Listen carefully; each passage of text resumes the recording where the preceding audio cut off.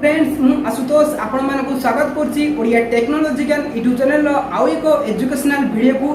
तो फ्रेंड्स आज वीडियो में आपण मानक पय नै आसी छी जहाँकि लैपटॉप डीबीडी स्कीम रो second phase money transfer list. तबे ए वीडियो में आपण कहिदेबी किपरि आपण आपनकर नेम लिस्ट रे चेक करिवे।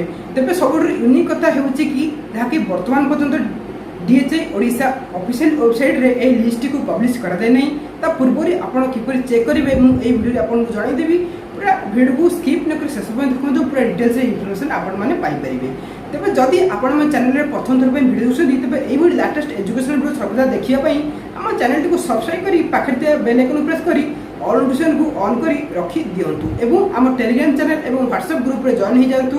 सबुठु प्रथमे एजुकेशनल इन्फॉर्मेशन पाइबा पाई मु डिस्क्रिप्शन बॉक्स रे एहर लिंक दे देछि। आपण प्रथमे हायर एजुकेशन डिपार्टमेंट रो वेबसाइट को विजिट करंतु जाकि www.dheodisa.gov.in को या पर तळ को स्क्रॉल डाउन करंतु आपण सामने एमिति का इंटरफेस टी खोल जाइथिबो जाकि स्कीम्स एंड स्कॉलरशिप लिखा जाइथिबो। लैपटॉप डिस्ट्रीब्यूशन तळे आपण देखि परथिबे तापरे क्लिक कर दियंतु। तापरे टी तळ स्क्रॉल करंतु एटा लिखा अछि लिस्ट ऑफ स्टूडेंट पर क्लिक कर देबे। क्लिक करिया पर आपण सामने एमिति का इंटरफेस टी खोली जिवो और जाकि आपण सामने 8 अंक विशिष्ट थिबो जाकि first page list of student fund transfer किंतु आपनकर सेकंड पेज दरकार। तो सेकंड पेज टी को पाइया पई आपन को ऊपर टी स्क्रॉल डाउन करिया पड़िबो। एठारे सर्च बार रे सर्च करि देबे जाकि second page money transfer list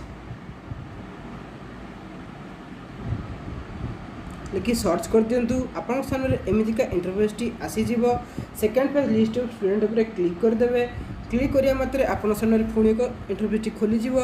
या पर second page list student 1500 PDF पर क्लिक कर देबे। क्लिक करिया मात्रे आपन को सामने रे खोली जिवो जहाँकि सेकंड पेज स्टूडेंट लिस्ट। एथिरे जहाँकि रही आपण मैंने देखिपे 47 पेज रो एथिरे आसी जहाँकि बीसी लेटर रो मात्र 1500 पिलांकर। तेबे आउ बाकी पिलांकर एमिति फेज बाय फेज आसीबो सेथिबई अपेक्षा करंतु। जेबे भी आसीबो मु आपन को पूरा डिटेल्स रे वीडियो करी जणाई देबी।